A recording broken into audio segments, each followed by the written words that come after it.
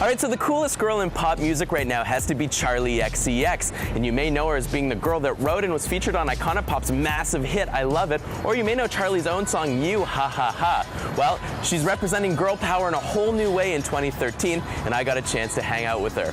Watch.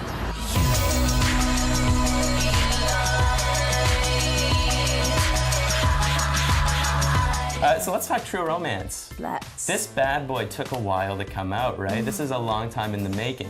One of the songs I wrote when I was 15, so I suppose since then, which is 5 years, really. But I feel like a lot of the time during that 5 years, I was just kind of growing up and exploring who I was as a person and all that lame stuff. But it's fair to say, you know, at 20, you sort of perfected what your idea of a really good sound of pop is. You've found your brand, right? Yes, totally. And how would you describe the Charli XCX brand of pop on True Romance? I would say it's emotional pop music. That's what I would call it. And I see all the songs on the record as colours, and I see all of the colours on True Romance as purple.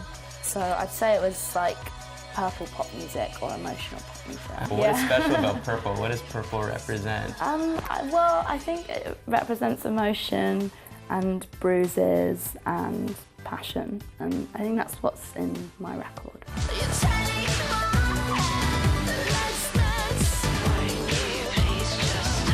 You're a product of 90s pop. You grew up on that stuff. I saw your Backstreet Boys cover yesterday service. Yeah. What is that? How does that inspire you? Do you still look towards the past and what you grew up with in a sense of things like the Backstreet Boys and the Spice Girls? Does that play into Charli XCX in any way? Musically, no, not at all, really.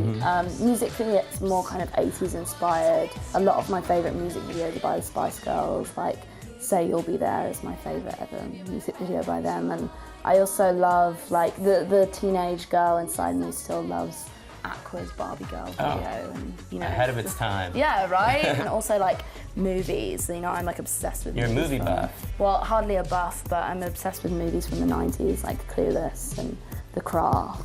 And I feel like aesthetically, they please me very much so. When I write my songs, I see them as music videos. So I feel like I'm very linked to my music visually. I see it as music videos, so it's important to me, that side of things. Because we used to be the cool kids. You were old school, I was on the new. You have an interesting sort of look at how to write a good dance song or a party song, right? I think you said something like your songs aren't about going to the club with the hose or whatever. And how do you take pride in writing the perfect pop song? When I said that, I feel like it's like the songs that are flat, like emotionally, that are just kind of like, they're very soulless. Those are the kind of songs that I hate.